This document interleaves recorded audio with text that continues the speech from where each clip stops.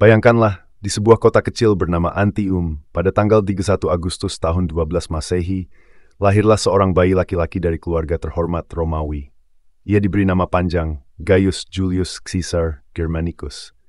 Namun dunia kelak lebih mengenalnya dengan nama kecilnya, Caligula, yang berarti sepatu bot kecil.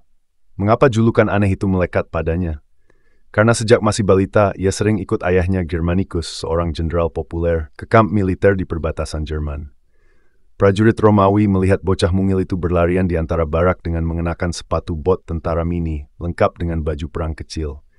Para prajurit gemas, tertawa dan memanggilnya dengan sayang, Caligula. Julukan itu bertahan, bahkan setelah ia dewasa. Caligula kecil tumbuh dalam bayang-bayang nama besar ayahnya. Germanicus bukanlah orang sembarangan. Ia keponakan Kaisar Tiberius dan cicit dari Kaisar Augustus sendiri. Namun di balik sorak-sorai itu, intrik berbahaya sedang menunggu. Ketika Caligula baru berusia 7 tahun, ia menyaksikan sebuah tragedi.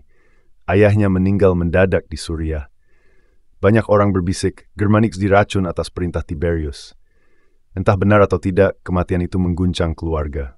Ibunya Agrippina yang tua berseteru dengan Kaisar Tiberius. Satu demi satu saudara Caligula diasingkan, dipenjara, atau dibunuh. Hanya dirinya yang dibiarkan hidup. Mungkin karena masih anak-anak, dianggap tak berbahaya. Namun keberuntungan itu berwajah pahit.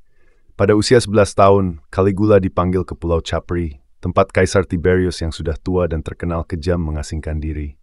Di sanalah Caligula belajar seni bertahan hidup. Ia menyembunyikan amarah, pura-pura patuh, pura-pura hormat. Tetapi di dalam hatinya bara dendam tumbuh. Suetonius, sejarawan Romawi, menulis bahwa Tiberius pernah berkata tentang Caligula, "Saya sedang memelihara seekor ular untuk bangsa Romawi." Kata-kata itu terbukti nubuatan. Tahun 37 Masehi, Kaisar Tiberius wafat. Ada rumor bahwa ia sebenarnya belum mati, hanya pingsan, dan kepala pengawal Makro menindihnya dengan bantal agar benar-benar pergi. Begitu kabar itu menyebar, rakyat Roma bersorak.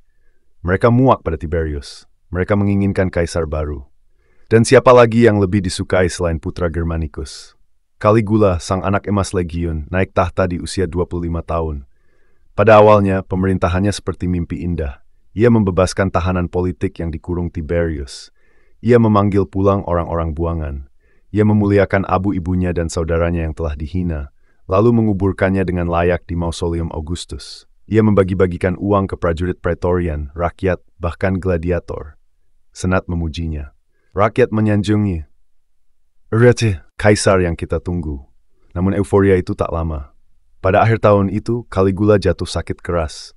Beberapa menyebut ia diracun, beberapa bilang penyakit alami. Ia terbaring antara hidup dan mati.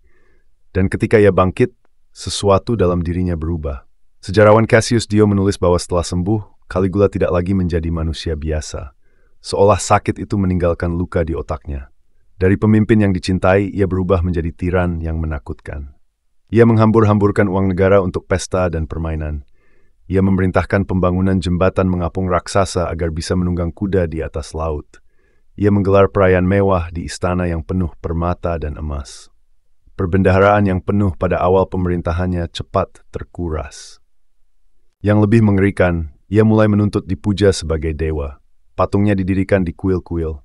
Ia mengenakan kostum dewa-dewi.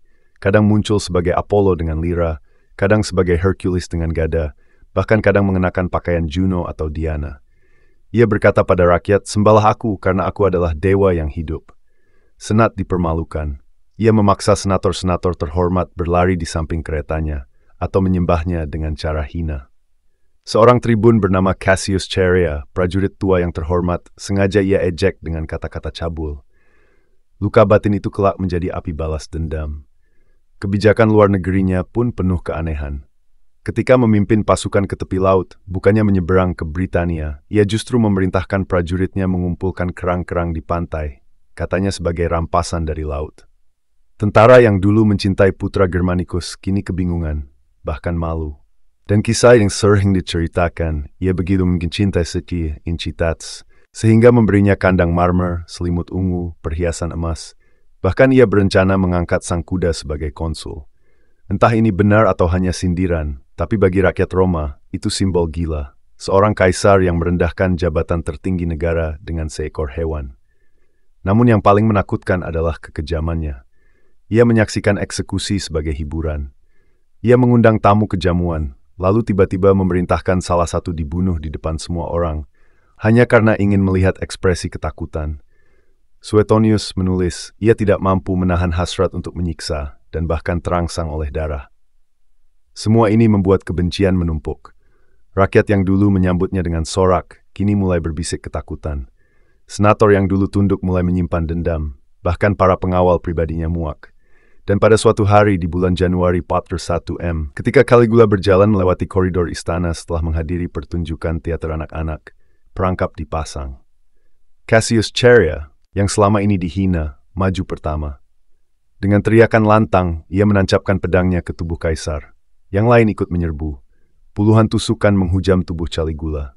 Ia jatuh, meraung, namun tak ada yang menolong. Begitulah akhir hidup kaisar yang naik dengan sorak-sorai dan jatuh dengan darah. Ia baru berusia 28 tahun. Jenazahnya dibakar terburu-buru lalu dikuburkan seadanya. Saudara perempuannya kemudian mengumpulkan abunya dan menyimpannya di makam keluarga.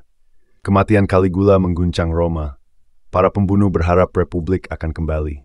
Namun Praetorian Guard yang telah menerima hadiah besar dari dinasti ini justru mendukung Claudius, paman Caligula. Maka kekaisaran terus berlanjut.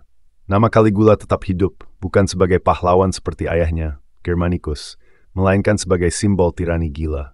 Sejarawan Romawi menggambarkannya sebagai monster, ular berbisa, bayangan kegilaan di istana. Tetapi di balik cerita itu, ataukah para sejarawan yang menulis setelah kematiannya melebih-lebihkan keburukannya? Kita tak pernah tahu dengan pasti. Yang jelas, kisah Caligula menjadi dongeng abadi tentang bagaimana kekuasaan yang besar ketika jatuh ke tangan yang salah dapat berubah menjadi mimpi buruk bagi sebuah bangsa.